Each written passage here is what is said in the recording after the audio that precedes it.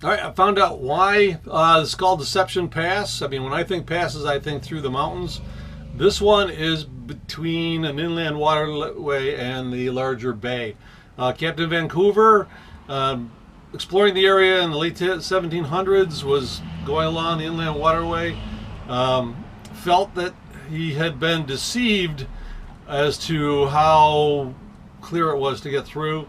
One of his men discovered this, and so more and more I'm running into this sign: overnight parking, no overnight parking or RV parking allowed.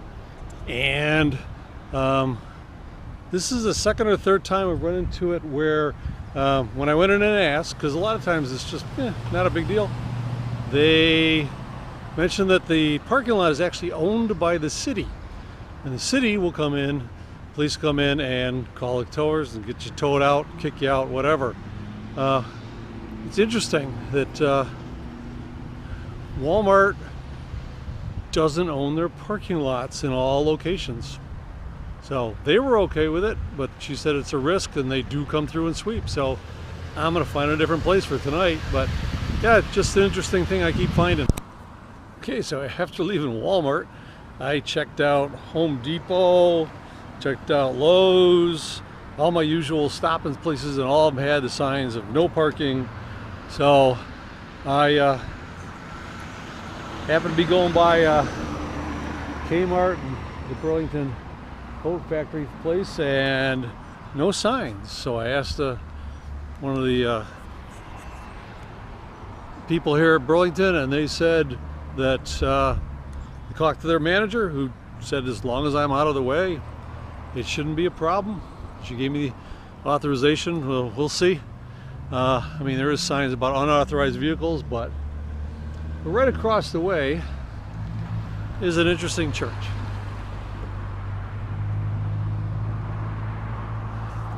So I'm not sure how seaworthy it is, what with a great big doorway in the front, but I mean, if you're gonna build a cool looking one, an ark's pretty cool. So, all right, I'm gonna get some lunch, and tomorrow we will head up to the verge of Canada. All right. See you tomorrow, YouTube, or in a couple days. Hey, YouTube. Well, I made it for my goal for today. I am now officially in Canada. Came through under the Peace Arch here. It was built in 1914 to commemorate the 100 years of peace between our countries, and it's about the only spot you can cross the border without actually going through immigration. I mean, U.S. immigration is into that big long line, and hey, Canadian immigration is a little line. So I'm not going to say which country is a little more paranoid than the other. Just leave it at that. So let's go over here to, play with the border a little bit. Okay, border between Canada and the U.S. And this will look a little familiar to at least one of my friends, JC.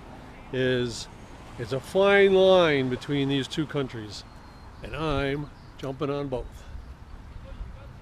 So now, sure, I'm driving across the border, walking across the border, and I mean, that goes up to the border, up across the border into that Canadian neighborhood. I drove in on the American neighborhood. There's no fence. So it makes me wonder, where are the cameras? I know there's cameras. I know people are watching, because there's no way you can just waltz across the border. No. Oh well. Back up to the bus. See if I can. I was going to have lunch in Canada, but it's a little too early in the morning for that.